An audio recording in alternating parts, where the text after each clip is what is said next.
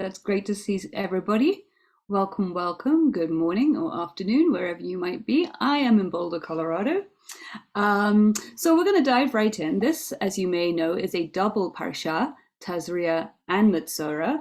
They're almost always read together, not quite every year, but very, very commonly, these two parashot are read together. A couple of reasons for that. One is that each of them is a little on the shorter side individually, but probably the more important one is that they're very much a sort of thematic connections between the two parashot would seem to suggest that they are one unit. So I'm going to ask people to put in the chat, any keen beans who have already read the parsha, what do you see as some of the content? Let's just summarize the content in brief of what these two parashot cover. And I'll fill in any gaps.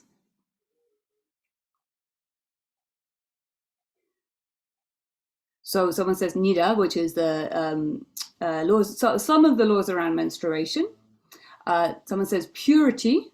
We're going to explore more deeply the terms tameh and tahor, but sometimes translated as purity and impurity. Someone says ritual impurity, meaning prepared to participate, and holiness. So what do you need to do to be ready to participate in the collective experience of holiness? I saw someone say, don't talk trash and self-centeredness. We'll touch on those as sort of rabbinic ideas that come from this parsha, although not exactly what's the word, like on the pshat level, like not exactly explicit actually in the text of the Torah. There's a really big one. Somebody tell me, what is Metzora? What does that mean? And what does Tazria mean?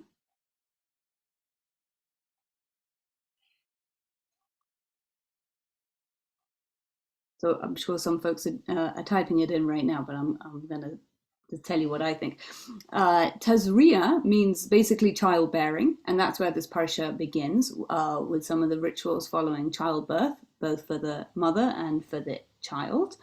And then Metzora is a person who is afflicted with this strange skin condition, tzara'at, which has traditionally sometimes been translated as leprosy. It's clearly not actually the same as Hansen's disease.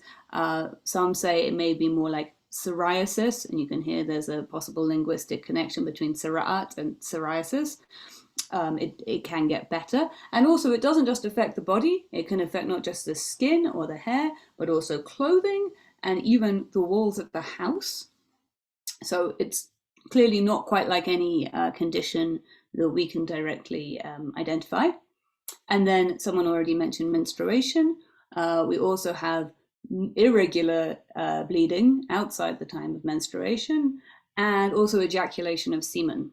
And the parsha begins with childbirth. Then you have this big section on tzara'at, which actually starts in Tazria, goes most of the way through Metzora, and then Metzora finishes with other sexual emissions or reproductive emissions. So it kind of makes a chiastic unit like that. Chiastic means it's in the shape of the Greek letter chi, which is like an X. So like ABBA is a chiastic structure. Okay, so that's the content.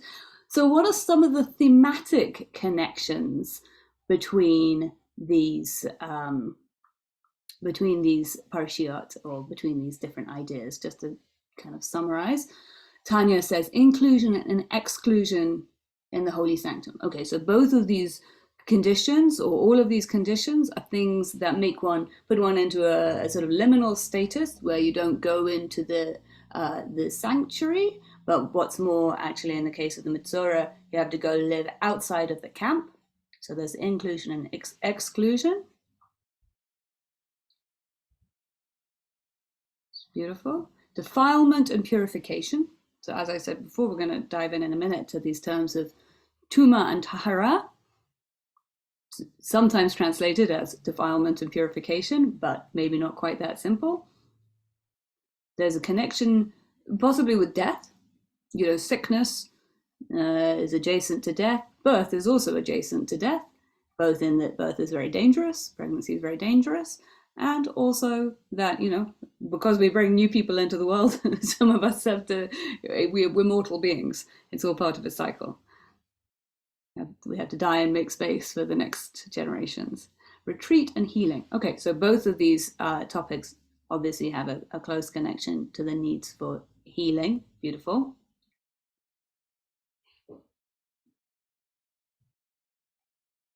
Oh, that's interesting, Larry. Thank you for sharing a little bit from the Christian Bible in connection with this. Great. Okay, so I'll add a couple other things that I noticed, that a lot of the purification rites, or the rites that return the person to a regular status, regularization of status, happen on the 8th day. And there's also, of course, the time that the Brit Milah takes place if the baby that's born is a male. All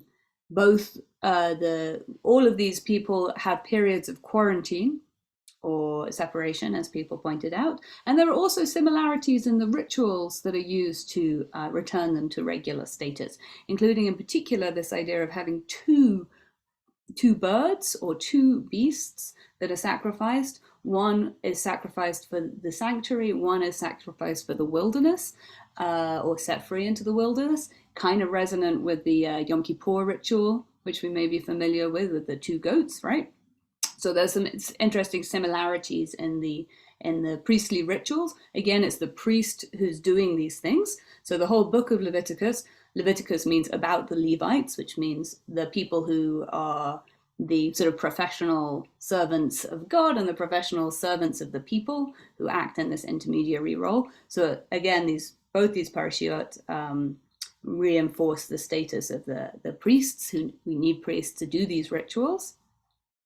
And then I think it's fair to say that both these parashot deal with the intimate concerns of the human body, the ordinary body, not priests, but ordinary people, men and women, and the different things that we go through as embodied beings in our lifetimes, as we said before. Sex, death, sickness, healing. These are the very physical concerns. I'll just check the chat, see if anyone has said anything I didn't touch on. Right, serious public health precautions. Absolutely. Yeah. So one thing I was thinking about which direction to go with this year. Obviously, we've just come through several years in which, or we're still going through, but we've had an intimate experience, most of us, with quarantine and isolation and exclusion and public health and needing to tell people when you're in a state of isolation so that you don't put them at risk. So this has all become much, much more real for us as a society in the last few years. And if you look on Sefaria, you will find many people who've explored some of this as responses to these parashot. Very, very interesting, very important. Not the direction I'm going to take us in today. But I think, one thing that I came across when I was studying for this, Rabbi David Wolpe apparently says that there are two tribes in the world, the sick and the well. My friend and colleague, Rabbi Kohenet Margie Klein-Ronkin, wrote in a Dvar Torah I read, she says, rather she sees it as two tribes, the sick and the not yet sick. Or she says, maybe those who are sick and those who pretend that they are never going to get sick, even though they really will. Because someday, and we should all live to be 120, someday we are all going to be sick. So this is these parashot are definitely a negotiation with the fact that sickness, illness, is something that is always in the midst of our communities and something that we need to deal with, both as individuals who get sick and as a society around people who are getting sick. And how do we respond, and what are the appropriate ways to help care for each other in those times of illness? Everybody has something, absolutely, absolutely. Most of us have several things. So before we move on, I also just want to say that it might be very apt that we are coming to these parashot just as we enter the month of ER. And today, as I saw someone say it right as we started in the chat, today is actually Rosh Chodesh, the new moon of the month of ER. It's the first day of ER today. Actually, it's the last day of Nisan today, but we're into the period of ER. And Kabbalistically, as you might know, ER this month is seen as being the headquarters for healing. So as we said before, that's the big theme of these parashot. One reason that ER is seen as the headquarters for healing, a time that's very, very apt for powerful divine flow of healing and restoration into the world, is that the way that ER is spelt in Hebrew is Aleph, Yud, Yud, Resh. And that can be seen as standing for Ani, for the Aleph. Yud, Yud is, as you probably know, like a common way that the divine name is written. And the Resh is for Rofecha. So that means, I, the Lord, am your healer. Which I think is a quotation, it's definitely a quotation from scripture, I think from Psalms. Ani Hashem Rofecha. So that's one reason that this month is seen as being so indicated for healing. In terms of where it falls in the cycle of the year, in the Northern Hemisphere, we're really, spring is really burgeoning now in terms of the zodiac. This is the month of Taurus, and Taurus is all about the body, the earth, physical health. It's ruled by the planet Venus, which, as you might know, is all about the sensual and the sensuous and the things that we love on a physical level. So all of that is very apt for our parsha. And I also just want to add that for me personally, it's a very nice connection today, bringing these themes of birth and death together, immediately after this teaching, I'm going to be officiating at the Brit Milah of the baby of some dear friends of mine, who was born. He was actually born during Pesach, a little premature. The bris is today, so it's very beautiful. We actually get and the laws of circumcision. Some of the instruction around Brit Milah is actually given in this parashat, so a great connection there. It also, as it happens, is the yahrzeit for my grandfather. In fact, 30 years today. So Zichrono Livracha, we stand at this portal of life and death and renewal and rebirth. So that's thank you. So one of the other ways we're not going to, someone points out to this now, saying, I'm super interested in how sickness is an outward manifestation of the spiritual conditions and spiritual condition. Which, and somebody else says, illness also symbolizes problems of the spirit. So the baby is okay now. They wait till the baby is definitely big enough and strong enough, and he's got the medical go ahead. Yeah, thanks for checking. So another theme that we're not going to directly explore, but there are many other places that you can find more text on this. There's the idea that Tzaraat, this mysterious disease, is a divine punishment or an outward manifestation of a spiritual sickness, and specifically that the sickness has to do with speaking ill of others. Part of the reason for that is that the word Metzora is seen as being a sort of it's a sort of play on words because it sounds a bit like Motzi Shem Ra, Metzora Motzi Shem Ra. Motzi Shem Ra means who brings out an evil word or who promulgates a bad name. So if you gossip or slander, if you're giving somebody else a bad name, you're a Motzi Shem Ra, God forbid. And the other reason for this connection is because of the story in Numbers chapter 12, where exactly Lashon Hara, where Miriam, the prophet, speaks out against her brother, challenges her brother in probably in an inappropriate public fashion, and she is then stricken with tzaraat and is excluded for a period of time until her status is regularized and she's brought back into the camp. So that seems to suggest that there's a connection between speaking in an inappropriate way and having this condition of tzaraat. However, that we're not going to go in this direction either. It's very, very rich.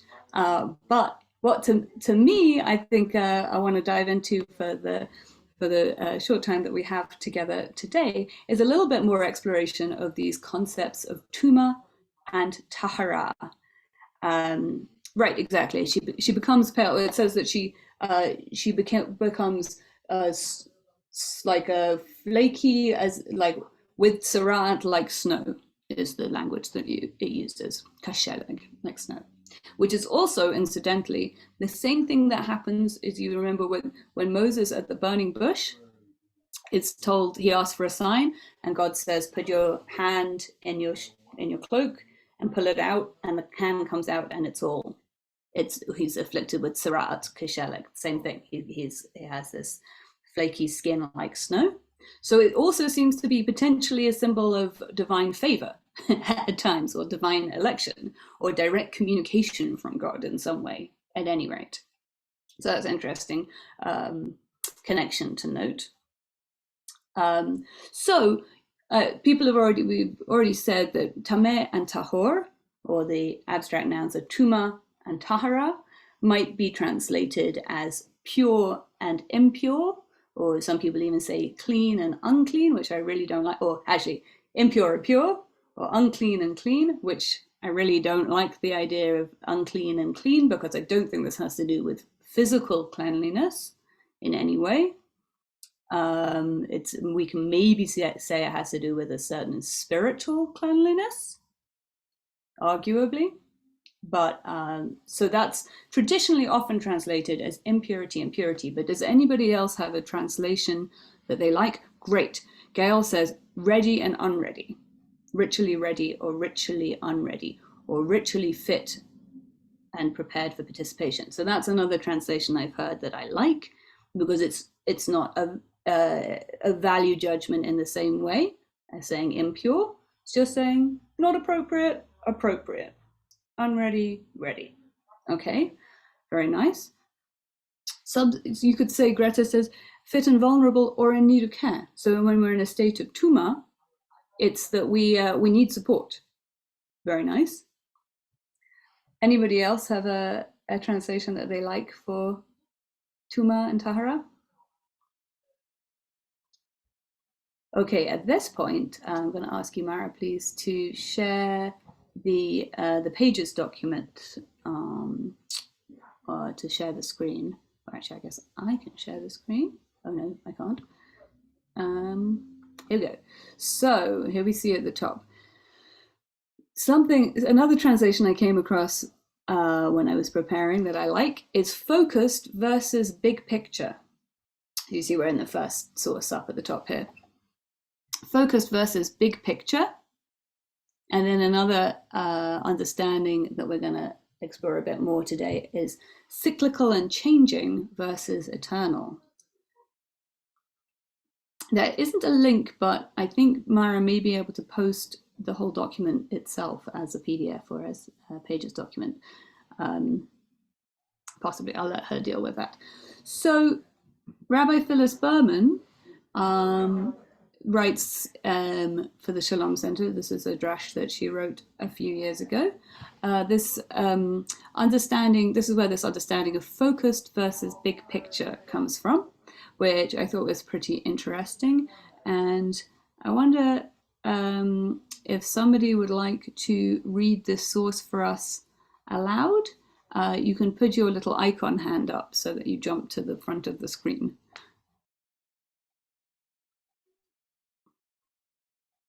Tanya, thanks. Mara, can you help Tanya? Great. Go for it. And you're going to scroll down, Mara, after a little bit.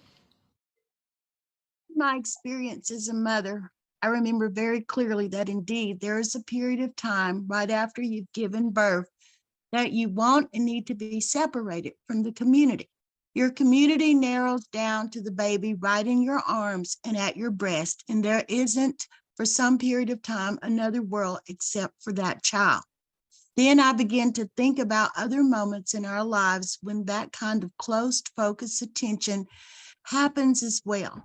When we're lucky enough to fall in love, when we've been taken over by the Ruach HaKodesh, the Holy Spirit, when we're utterly captivated by a creative process.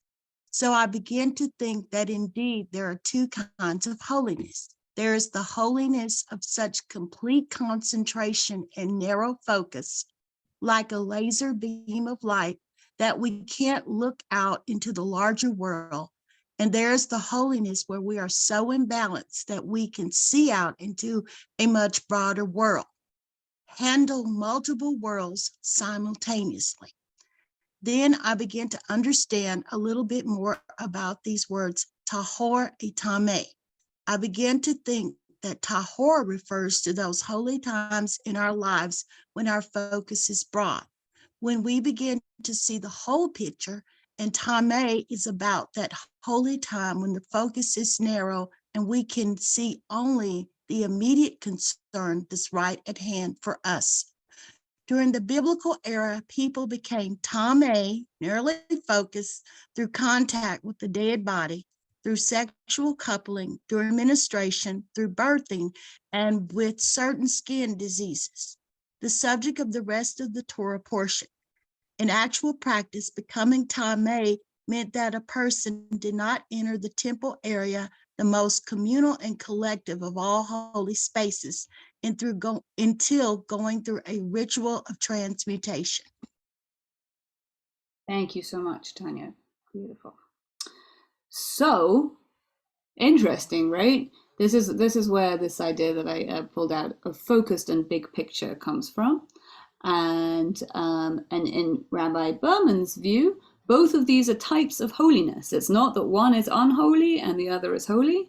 One is impure and the other is pure. It's two different, it's like a wave and a particle. It's two different expressions of the same holiness. So I'm curious if anyone has a response that they want to share in the chat. Betsy, I don't know if there's a list of all the participants, but I'm sure we'll find out. We'll find some way of posting this. So Mitt says, certainly during times when I have been sick, my focus has been very narrowly focused on my body's needs, right? Makes a lot of sense. And Jeanette says, this is very beautiful, especially the part on the mother and baby. So yes, indeed, as she says, this focus between the mother and the newborn child, very intense, insular, she says, like a laser beam of light. You're not wanting to see everything that's going on. In fact, as you probably know, a baby can only see about this far away. So really all that they can see is the face of the parent, and that connection draws the parent into very, very intense, immediate focus with the child.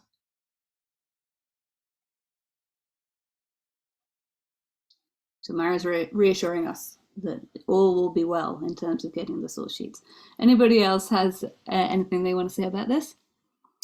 Stu says, like the creative process that Rabbi Berman alludes to, when I get an inspiration for a song, I feel like I'm in that space, like totally focused, right? So Paula points out, interestingly, that when you prepare the dead for burial, it's actually called a Tahara. So that's the purity side of this, impure, pure. So you're actually making the body ready for burial. And we no longer have actually this idea that we can contract Tuma ourselves, which when the temple stood, the people preparing the body for burial would themselves become tameh, or impure or unready, through contact with the dead. Zoom user says, discussion here has been very enlightening as to the very different meanings. Good, glad to hear. Lisa says, I'm in chemo right now, and it's exactly how I feel. I'm concentrating on healing, on working on my own research, and it's where my focus needs to be right now. I wish you refuah shalema, Lisa. I hope that your chemo is 100% effective and you make full, speedy recovery. Perplexed, please tell us more about what shriving is, because I don't know what the Jewish equivalent is to shriving, or somebody tell me more about what shriving is. yeah, I think it's important to try and read these things as positive, because these parashot are not so accessible to us, and there's a, we don't like the idea of excluding people because they're unwell, even though actually in practice we often do exclude people who are unwell. And indeed, there's been much pushback about the idea of menstruation making a person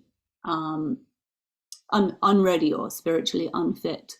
As my teacher Jill Hammer says, these are some of the holiest things. We're going to come to Jill's words shortly.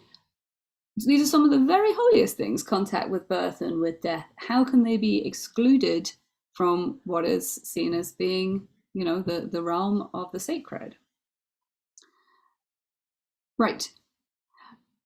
Yeah, there is a period of separation. So shriving is confession, and also to forgive, confession and forgiveness.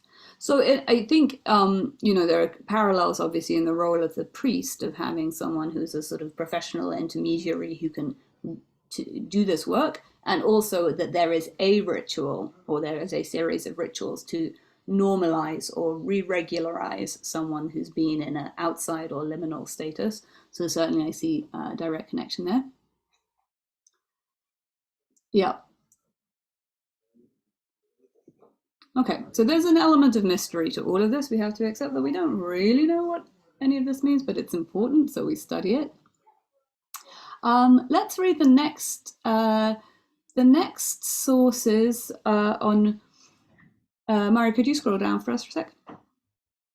Thanks. So I'll just read quickly. Mary Douglas, who's a major mid-20th century anthropologist, writes in her very important, famous book, which I haven't read, Purity and Danger.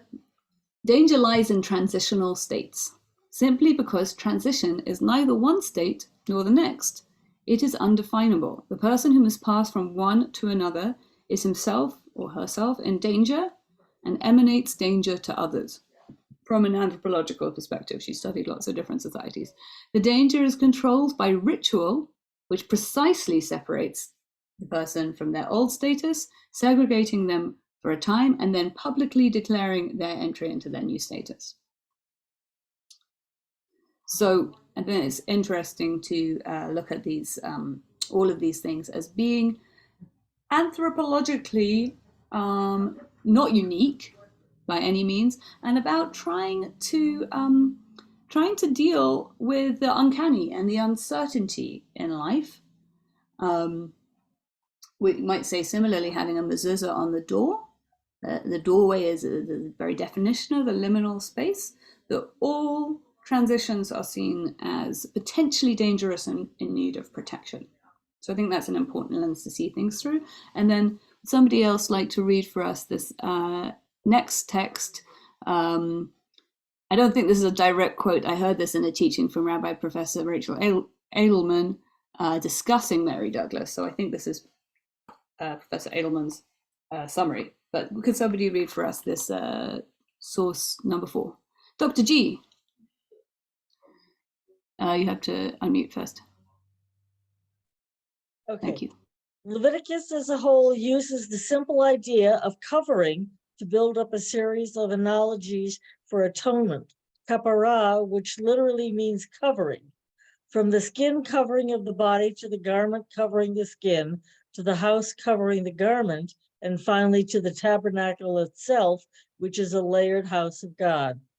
In each case, when something has happened to spoil the covering, that which marks the boundary between inside and outside, something must be done to effect atonement. Beautiful. Okay, and actually, could you just read for us the next source as well, number 5? Societies dread invasion, disintegration, and inundation. Hence, the extremities and borders of our nations and our bodies are loci of concern, places where integrity might be breached and order overthrown. Human skin is a long continuous boundary that demarcates the most basic of borders, the border between the human body and the world outside. Breaches in the skin, such as those of Tahara, are attacks on the body's wholeness. They leave the raw flesh vulnerable to the external world or display flesh taken over by extremities. Interesting. externality. Interesting. I'm a doctor, and we've just gone through in our anatomy class talking about the skin as the boundary between the internal and the external. Right, absolutely. And in fact, I believe the skin is the largest organ of the entire body. And obviously it is what keeps our insides in and the outside out. And what Professor Adler is saying here is that diseases of the skin are particularly disturbing and uncanny because they mark such a breach in what we want for the outside to be the outside and the inside to be the inside. And when we have visible skin conditions, breaches in the skin, such as those of Tzaraat, are attacks on the body's wholeness. They leave the raw flesh vulnerable to the external world or display fresh flesh taken over by externality. So either something is breaking open from within that should be closed, or something is attacking and getting in which shouldn't be able to. So in both cases, it's a very clear example of the liminal being inflamed and not providing a clean boundary like we want it to, and this is a source of great anxiety, as we see from these many two whole parashot basically devoted to the treatment of this disease that begins with the skin but seems to progressively get worse, and it can then affect the clothing, the next layer out, and then the house, the walls of the house. So boundary after boundary after boundary can be breached. And returning to this idea of Tzaraat being somehow related to improper speech, another reason I think that the rabbis make this connection is improper, speech is precisely what connects us to one another. And then when our speech is not right, it can really harm the connection points and boundaries between people, between parts of the community. Okay, so what time is it? Okay, got a few more minutes. So I recently, a couple of months ago, had the opportunity to hear my teacher, Rabbi Dr. Jill Hammer, who's also a Rav Kohenet. She's the founder and teacher of the Kohenet Hebrew Priestess School, of which I'm also an ordinee. And she gave the keynote speech at the Ohala conference. Ohala is the Association of Jewish Renewal Rabbis, Cantors, and other clergy. And she gave a fascinating talk about rereading wildness and the wilderness and Tuma as other categories of holiness, basically, not as simply pure and impure. But this is where this definition of Tuma and Tahara as being the cyclical versus the unchanging states. So I'll just summarize. It was a fascinating teaching, but she taught for 2 hours and we had another few minutes. So I'll just summarize. The first thing that she pointed out was that in the ancient Near Eastern worldview, we don't have two worlds. We don't have heaven and earth, but rather we have three worlds: heaven, earth, and an underworld. And the underworld, or Tehom, also has power and holiness associated with it. These are what we could call, following David Abram, the more than human worlds. And for instance, we have these ideas of the holiness of the underworld, including the Psalms, which say, wherever I go, there you are. If I go up to the heavens, I find you. If I go down into the underworld, you're there too. The story of the spirit vessel who advises King Saul shortly before his defeat sees divine beings arising from Sheol, from the underworld. And so, as Rabbi Hammer says, these underrealms are sacred as well as potent. Okay, so that was the first idea. The second idea is that the wilderness and the wildness, and which most of the Torah takes place, 3.5 fifths, yeah. 3.5 out of 5 books of Torah take place in the wilderness. It's actually the place where most of the Jewish story really occurs, or most of the Torah itself occurs. It's also a place of sanctity, and in a wild way, and that it has a draw that from various texts I alluded before to the idea of sending the goat back to the spirits of the wilderness at Yom Kippur, and in various other texts where, for instance, people say, I haven't sacrificed any of this to the spirits of the wilderness, we see a strong suggestion that people wanted to, or that there was this desire to commune with the wild places, with the wilderness. So the point that Rabbi Hammer that I found particularly amazing was, and Mara, we're going to need to look at the other document that I sent you as this is her source sheet, which I hope you can also post for people. What Rabbi Hammer points out, we want to go to source 18a, so it's closer to the bottom. You see, we haven't got time to go through all these, but just above that. The thing I found particularly fascinating was she points out that when Miriam is restored from her exile, having been afflicted with this condition, the ritual with which the person is their status is normalized, they're brought back into the camp, is exactly the same as the ritual with which the priests are anointed and become priests. So she sees the ritual of anointing as being ways that people move between worlds. In the priest's case, it's from moving from access to the middle world, our world, to having extra access to the upper world, which is usually seen as the realm of the divine. Whereas for the person who's been a Metzora, who's been afflicted with Tzara'at, they are being, with this anointing, given the opportunity to move from the underworld, from this contact with death or a serious illness, back into the middle world. So these rituals are rituals of liminality that allow maneuvering between the worlds. And then what she points out is that in being brought back from being a Metzora, Miriam, who's a prophet, and part of her two brothers, Moses and Aaron, who are basically the main religious centers of the community, and Miriam's status, of course, as a female is a lot more ambiguous, quite how much influence she gets to have. But in being brought back from being Metzora, she is in fact anointed in the same way that a priest would be. So she's in a way given her priestesshood in this public way. So she writes here, on the 8th day, Miriam returns. At the door of the tent of meeting, she brings a sin offering, a burnt offering, a meal offering. She is anointed with blood in 3 places, ear, thumb, and toe. She is anointed with oil in the same 3 places. According to the full ritual of the Metzora, she is also anointed on the head, as a king is. So it's actually even more than a priest. Who anoints her? Is it her brother Aaron? The Talmud says that it is God, not Aaron, who acts as the high priest to bring Miriam into the camp. This is in Zevachim 102b.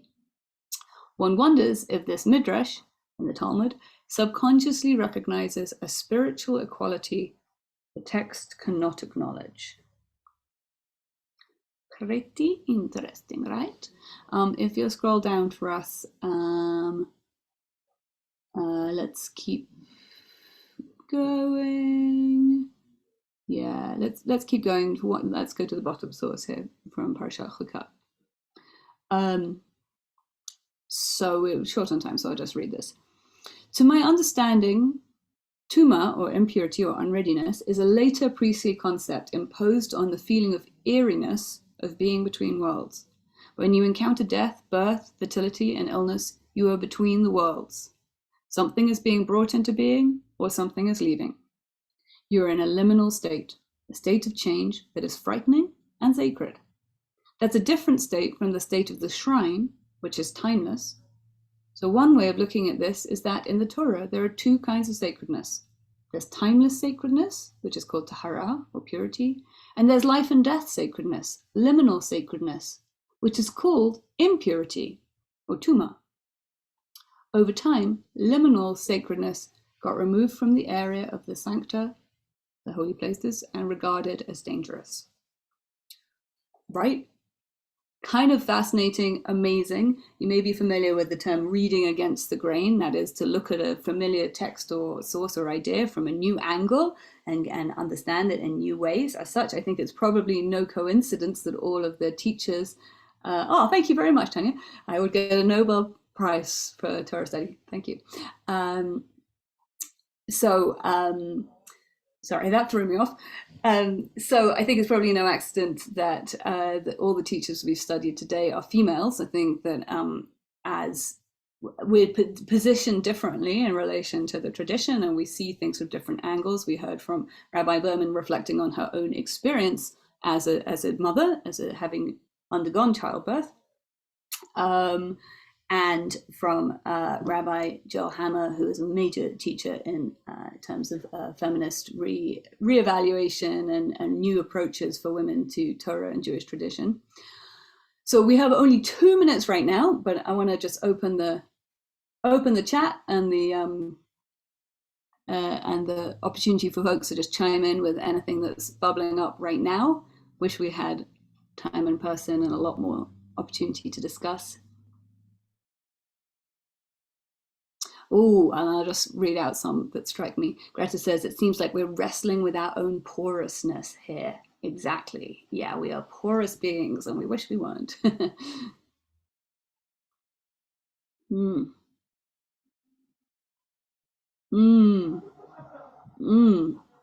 But Maya says, as I work through a divorce, I'm finding Tzaraat as Lashon Hara, or evil speech, spreading to boundaries of self, outer clothing, and the home is very, very prescient. Each layer of the union falls apart inside until all can see it.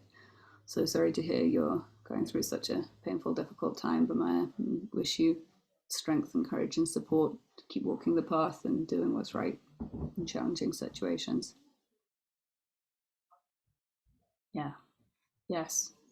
Skin diseases bring psychological challenges because the disease is visible in a way that many others aren't.